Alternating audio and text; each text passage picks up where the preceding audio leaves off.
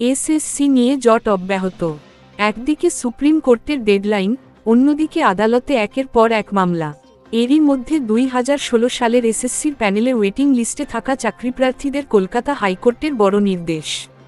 শুক্রবার আদালতের নির্দেশ, ওই পরীক্ষায় ওয়েটিং লিস্টে থাকা চাকরিপ্রার্থীদের ইন্টারভিউ নিতে হবে স্কুল সার্ভিস কমিশনকে। 2016 প্যানেলে ওয়েটিং লিস্টে নাম থাকা চাকরিপ্রার্থীদের করা মামলা এদিন শুনানির জন্য ওঠে কলকাতা হাইকোর্টের বিচারপতি অমৃতা সিনহার এজলাসে।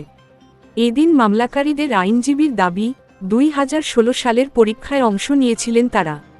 নথি যাচাই হওয়ার পর তাদের বয়সসীমা পেরিয়ে গিয়েছে বলে জানানো হয়, তাই তাদের ইন্টারভিউ নেওয়া হয়নি। আদালতে মামলাকারীদের দাবি, যোগ্য চাকরিপ্রার্থীদের নতুন নিয়োগ প্রক্রিয়ায় বয়সজনিত ছাড় দেওয়ার নির্দেশ দিয়েছে সুপ্রিম কোর্ট। তবে তাদের ছাড় দেওয়া হচ্ছে না কেন?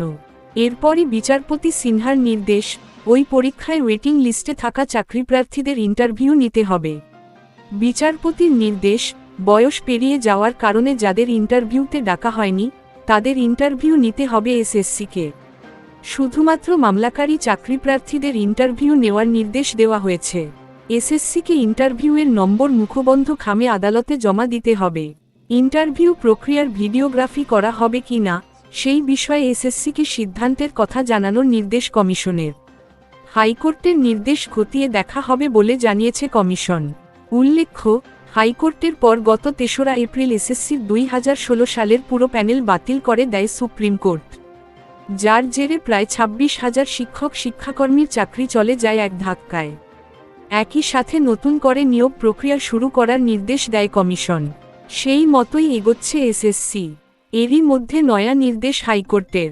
পরবর্তী খবর, শিক্ষক নিয়োগের পরীক্ষার পর শিক্ষাকর্মী নিয়োগ নিয়ে তৎপর এসএসসি। আবেদন গ্রহণ প্রক্রিয়া শেষ হয়েছে ইতিমধ্যেই। কমিশন সূত্রে খবর, গ্রুপ সি ও গ্রুপ ডি পদে 16 লক্ষেরও বেশি আবেদন জমা পড়েছে, এর মধ্যে গ্রুপ সি পদের জন্যই আবেদন বেশি। শনিবার রাতে শেষ হয়েছে গ্রুপ সি ও গ্রুপ ডি পদে নিয়োগের জন্য আবেদনের সময়সীমা। আবেদন তো হলো, পরীক্ষা কবে? কমিশন সূত্রে খবর, ফেব্রুয়ারি মাসের দ্বিতীয় সপ্তাহের পর গ্রুপ সি এবং গ্রুপ ডির পরীক্ষা। দুটি পদের ক্ষেত্রে পৃথক পৃথক লিখিত পরীক্ষা নেবে কমিশন। যেহেতু পরীক্ষার্থীর সংখ্যাটা অনেকটাই বেশি, তাই সুষ্ঠুভাবে পরীক্ষা নিতে একসঙ্গে প্রচুর পরিমাণ পরীক্ষা কেন্দ্রের প্রয়োজন রয়েছে। তাই হাতে সময় নিয়েই পরীক্ষা নিতে চায় এসএসসি। উল্লেখ্য, শিক্ষাকর্মী নিয়োগ সংক্রান্ত কমিশনের বিজ্ঞপ্তিতে জানানো হয়েছে, গ্রুপ সিতে শূন্যপদের সংখ্যা 2,989, গ্রুপ ডিতে শূন্যপদ রয়েছে 5,488। শূন্যপদ বৃদ্ধির দাবিতে সরব হয়েছে চাকরিপ্রার্থীরা। প্রসঙ্গত, গ্রুপ সি ও গ্রুপ ডি পদে আবেদনের সময়সীমা প্রথমে ছিল 3রা নভেম্বর থেকে 3রা ডিসেম্বর পর্যন্ত। এরপর তা বাড়ানো হয় 8ই ডিসেম্বর পর্যন্ত। প্রযুক্তিগত কারণেই সময়সীমা বাড়িয়ে 12ই ডিসেম্বর বিকেল 5টা পর্যন্ত করেছিল স্কুল সার্ভিস কমিশন। উল্লেখ্য, সুপ্রিম কোর্টের নির্দেশে বিগত প্রায় 6 মাস ধরে বেতন বন্ধ রয়েছে গ্রুপ সি, গ্রুপ ডির চাকরিহারাদের। গত এপ্রিল মাসে সুপ্রিম কোর্ট এসএসসি 2016 সালের নিয়োগের গোটা প্যানেল বাতিল করে দিয়েছে। শিক্ষকদের পাশাপাশি চাকরি হারান শিক্ষাকর্মীরাও। আগেই অযোগ্য তালিকা প্রকাশ করেছে কমিশন।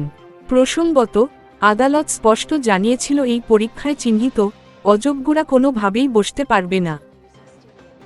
বন্ধুরা, আজকের এই আপডেট বিষয়ে আপনাদের কোনো বক্তব্য থাকলে অবশ্যই নিচে কমেন্ট করে জানান। আমরা আপনাদের সমস্ত প্রশ্নের উত্তর দেব এবং সমস্ত সমস্যার সমাধান করার আপ্রাণ চেষ্টা করব।